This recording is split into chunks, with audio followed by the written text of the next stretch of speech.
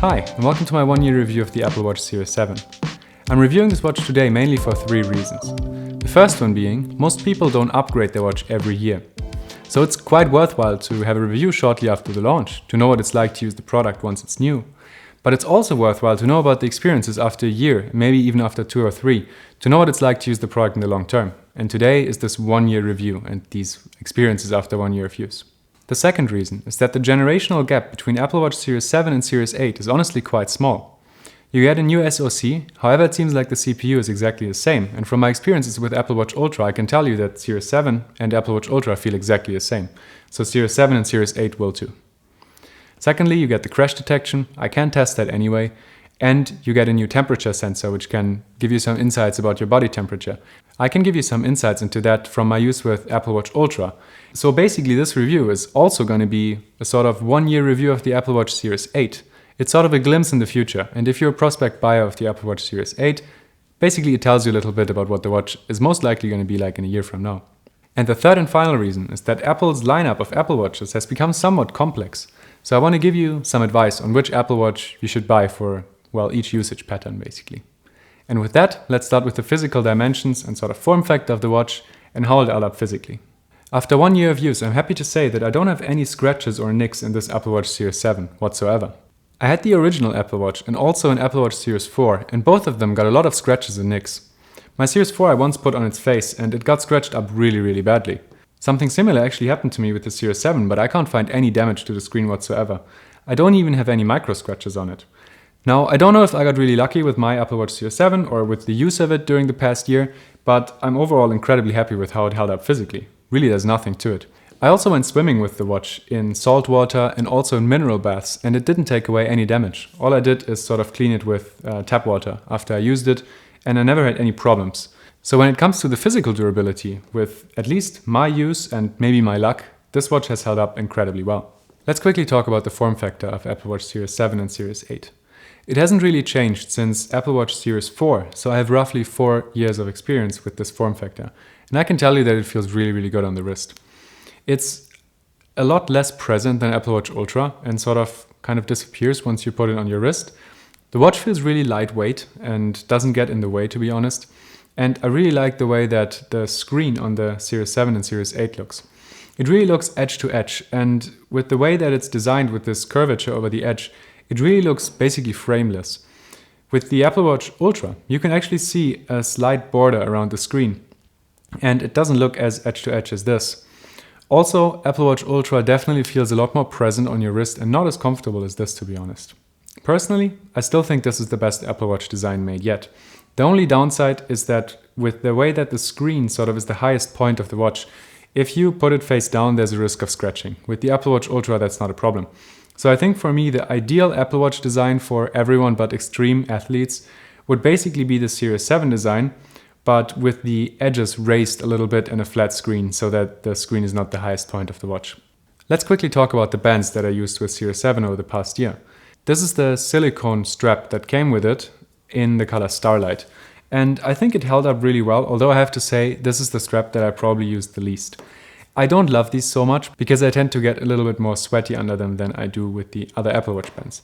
So for me this is probably the band type that I use the least, but still I really like it. The band that I use by far the most with the Series 7 is this Nike nylon strap in black.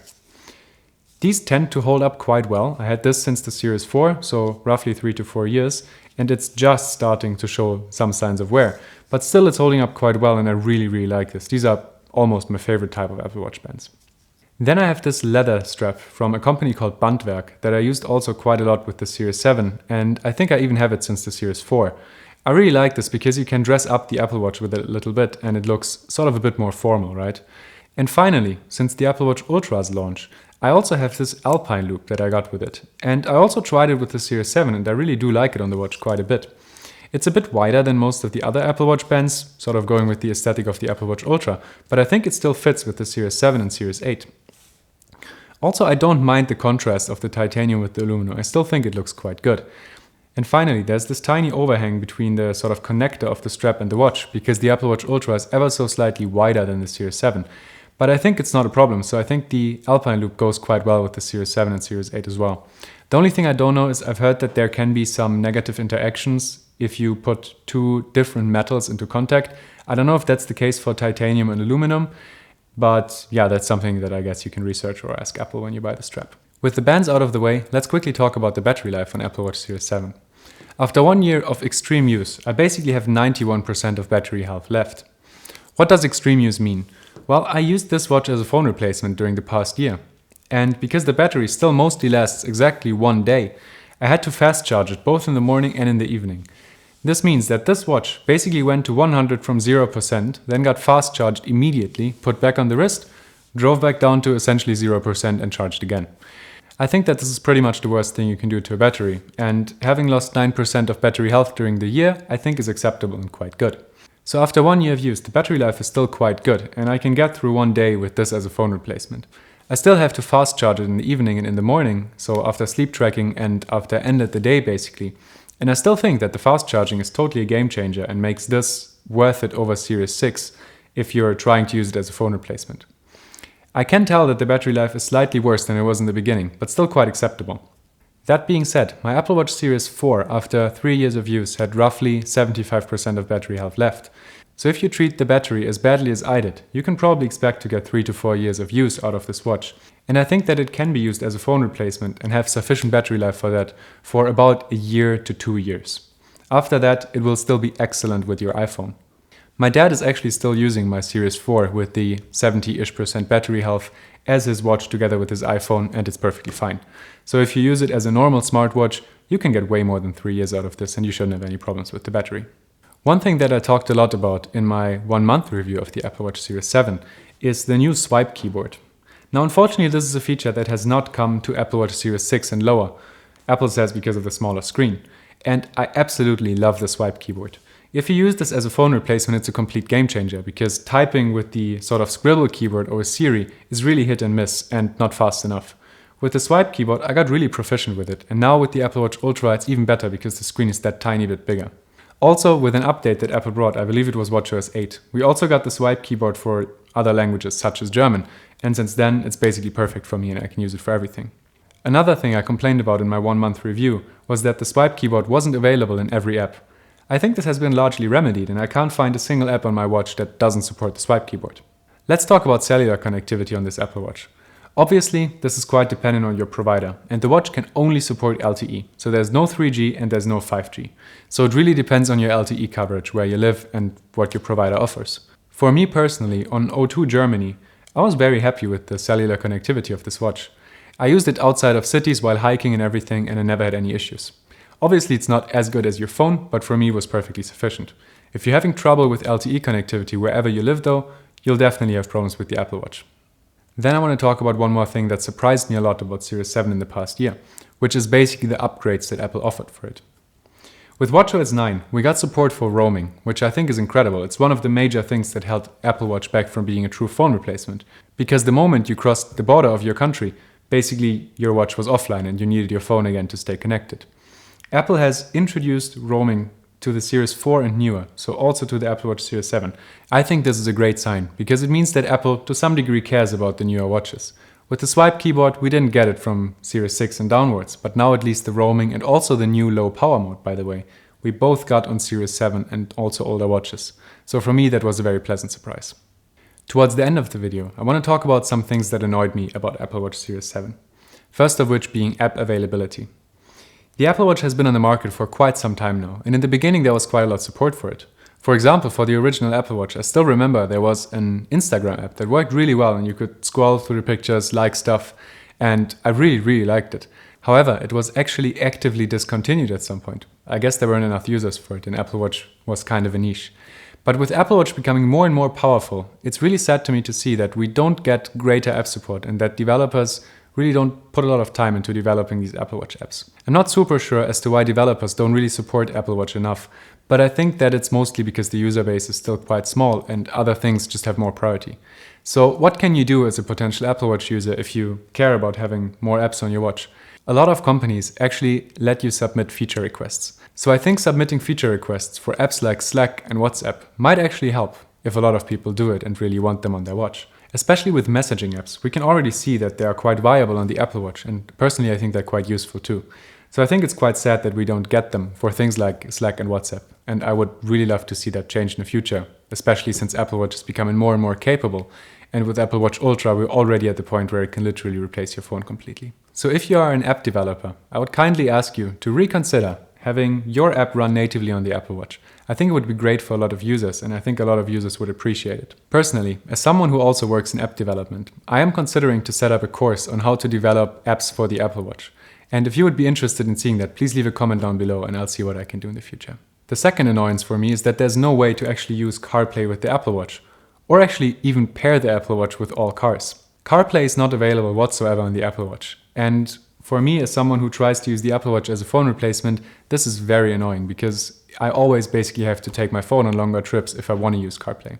To make matters even worse, with some cars you can't even pair the Apple Watch using the normal Bluetooth audio protocol, basically pretending that it's just a phone, which means that you can't use turn-by-turn navigations on your car stereo, you can't use the hands-free for taking phone calls, and you also can't listen to music or use any of the other features of your Apple Watch in some cars.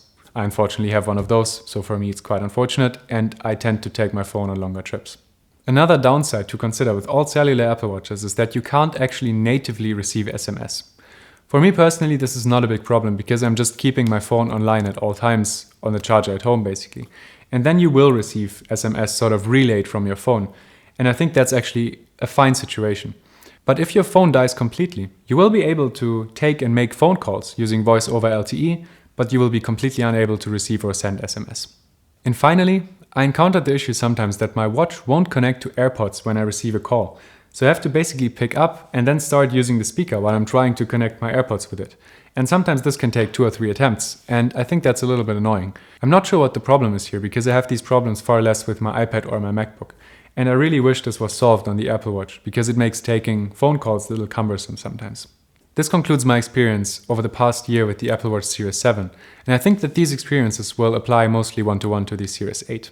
Additionally, I quickly want to give you a glimpse at the temperature features you get with Series 8 on top of what Series 7 can already do. Basically, the way that the temperature sensing works is that it takes 1 data point per sleep tracking session. So you have to be actively sleep tracking during the night, you have to wear the watch during the night, otherwise you will never get a reading.